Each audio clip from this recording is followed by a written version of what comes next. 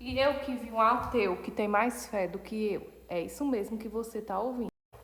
Essa semana, simplesmente eu encontrei um ateu que tem mais fé do que eu. Como assim? É porque um dos sonhos que eu tenho na minha vida é viajar. Eu sempre amei viajar, de conhecer os lugares. Não por questão de status, de postar que estou viajando isso e aquilo. Mas é porque uma das coisas que eu sempre amei é viajar, conhecer pessoas novas, culturas novas, comidas. E a gente sabe que o mundo é extremamente diverso, né? Inclusive no Brasil, alguns lugares que eu já viajei, até aqui no Nordeste, por exemplo, eu sou do Nordeste, a gente percebe que a comida é totalmente diferente. Por exemplo, no Piauí, na Paraíba, no Pernambuco, é o mesmo Nordeste e a comida, a forma de falar, a cultura é totalmente diferente uma da outra. Agora você imagine durante o mundo. E por que eu digo que eu achei um ímpio que tem mais fé do que eu? É porque é o seguinte, é um dos meus sonhos.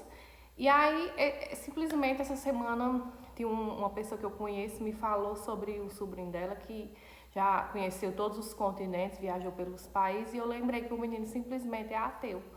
E aí eu fiquei, claro que eu não senti inveja, mas fiquei pensando, eu digo, meu Deus do céu, eu penso tanto em viajar. E esse rapaz está tendo mais fé do que eu. E por que eu decidi contar essa história? Eu decidi contar essa história por obediência, porque na verdade hoje eu estou um pouquinho sem paciência, cheia de coisas para mim fazer, aí eu decidi contar aqui para vocês sobre isso. Mas o ponto reflexivo que eu quero falar é exatamente isso. Quantas das vezes você parou para perceber que um ateu, muitas das vezes, tem mais fé do que eu e você, que acreditamos em Deus, que conhecemos o nosso Criador, que vivemos conforme a palavra? Isso pode parecer uma ofensa, mas realmente a palavra de Deus lá no livro de Tiago fala assim: mostre-me as tuas obras, que eu mostrarei a minha fé. Ou seja, a fé sem obras é morta. A fé em si, ela é algo que nos move a fazer algo. Mas a concretização daquilo, o movimento em si, é que demonstra a fé. Por exemplo, a mulher do fluxo de sangue, ela creu que o Senhor Jesus podia curar ela, mas ela não ficou lá só eu creio. A partir do momento que ela creu, ela foi lá, ela tocou no Senhor Jesus, ela agiu a sua fé. Então, a fé sem ação é morte. E por que eu queria falar isso com você? Porque muitas das vezes eu vejo muitos irmãos ao longo dos tempos, devido às suas crenças, seus traumas, a seus problemas emocionais, têm dificuldade justamente em receber algo da parte do Senhor. E aí fica com a desculpa, mas eu não prospero porque o dinheiro é do inimigo, eu não prospero porque isso por aquilo.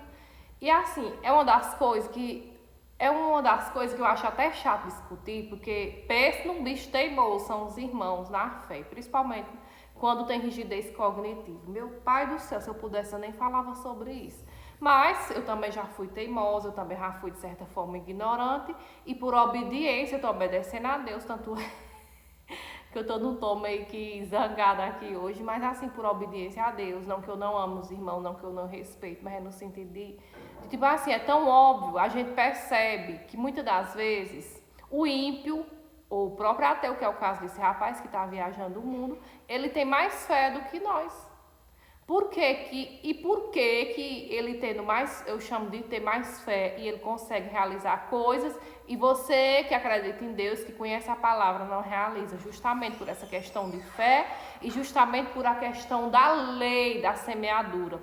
A lei do Senhor, ela funciona para mim, para você, para o ímpio e não ímpio. Por exemplo, se um ímpio ou um cristão se jogar de um prédio, a lei da gravidade vai funcionar para as duas pessoas.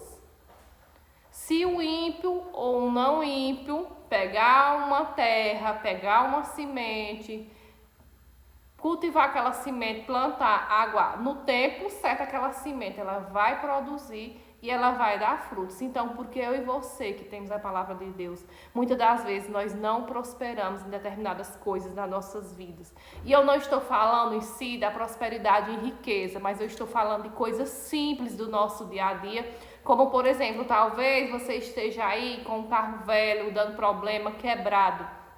E aí você cria uma falsa modéstia de dizer, mas eu não preciso de um carro melhor, não preciso de algo novo, porque essas coisas é do inimigo que pode roubar meu coração. Eu só tenho uma coisa para me te dizer. Enquanto você está conformado com um carro velho que está te dando dor de cabeça, o ímpio está lá escolhendo o mais novo, o mais caro.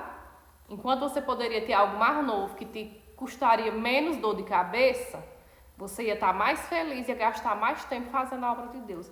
Mas não, você prefere acreditar na mentira de Satanás e dizer assim, mas eu não mereço, mas isso não é de Deus, isso e aquilo. E é isso que o inimigo tem feito. Ao longo dos anos, o inimigo ele tem feito no ser humano, ele causa o extremo. Ou a pessoa é apegada demais aos recursos financeiros, e isso sim é pecado, isso nos afasta do amor de Deus. Porque Davi, por exemplo, Davi tinha o palácio, Davi tinha riquezas, mas as riquezas não tinham Davi. O que Davi mais amava era a presença de Deus. Então você ter algo não é o problema é quando essas coisas te dominam. O dinheiro em si, ele é um péssimo senhor, mas ele é um ótimo. Como eu estava falando, o dinheiro, ele é um péssimo senhor, mas ele é ótimo para você ser senhor na vida dele. Então é isso. Se você tem fé, você precisa agir a tua fé. Talvez não seja na área financeira, mas muitas das vezes seja no sentido de realizar algo na sua vida. E aí muitas das vezes os traumas, as dificuldades emocionais, coisas que você não conhece, causaram dor na sua vida. E aí por conta disso você fica bloqueado emocionalmente. Mas o que eu quero te dizer é isso, a palavra do Senhor, aqui ela fala em Gênesis, se você tiver dúvida, que o Senhor ele criou os céus, a terra e que ele entregou o jardim para o homem cultivar. E aí o que aconteceu? Satanás, ele não tem autoridade sobre a terra, ele foi lá e achou uma forma de enganar Eva, enganou Adão, você conhece a história, e ele pegou a autoridade, aliás, Adão pegou a autoridade que Deus deu a ele e entregou para o outro. Mas você tem que se lembrar que Jesus, ele morreu por mim e por você, para que eu e você fôssemos salvos. E acontece muito isso, as pessoas elas confundem salvação com reino, salvação com fé, salvação com prosperidade, mistura tudo e vira uma bagunça. E o que eu quero que você entenda hoje é o seguinte, Satanás, Adão entregou a autoridade a Satanás, mas Jesus, ele tomou a autoridade.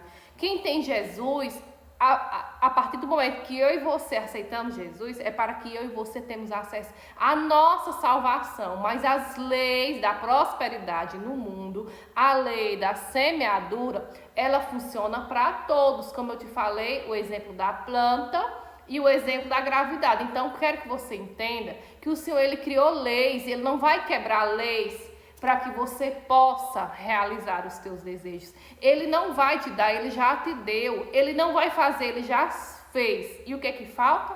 É você tomar posse daquilo que o Senhor te deu. No tempo certo, na hora certa. E como que você vai acessar essas coisas? Como que você vai receber? Buscando a vontade de Deus, perguntando ao Espírito Santo. Espírito Santo, eu quero isso. Isso é da tua vontade ou isso vai me afastar de ti? Isso é uma bênção e isso é uma maldição.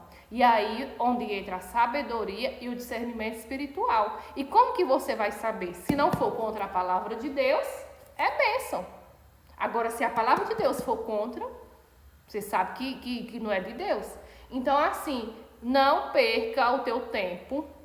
Não perca o teu tempo acreditando nas mentiras do inimigo, que você não pode, que você não merece, que você é coitadinho, que Deus não está te ouvindo, que Deus não quer que você prospere. Sabe por quê? Aqui a palavra de Deus diz que ele criou os céus, a terra e tudo que nela existe. Só depois que ele criou, é que ele criou o homem. Por quê? Porque ele preparou tudo para mim e para a tua vida antes mesmo de você chegar. Agora o que está faltando? Você se posicionar, você tomar posse daquilo que o Senhor te deu. E para saber se é da vontade de Deus, simplesmente você faz o quê? Você pergunte a Ele, pesquise na palavra dele. Para de ter preguiça, para de inventar desculpa, para de ficar com essas coisinhas que aí você realmente não vai prosperar, mas se você seguir a palavra de Deus, você vai prosperar. E ele não vai te abençoar, porque ele já te abençoou, só falta você tomar posse. Então, tome posse da sua vitória.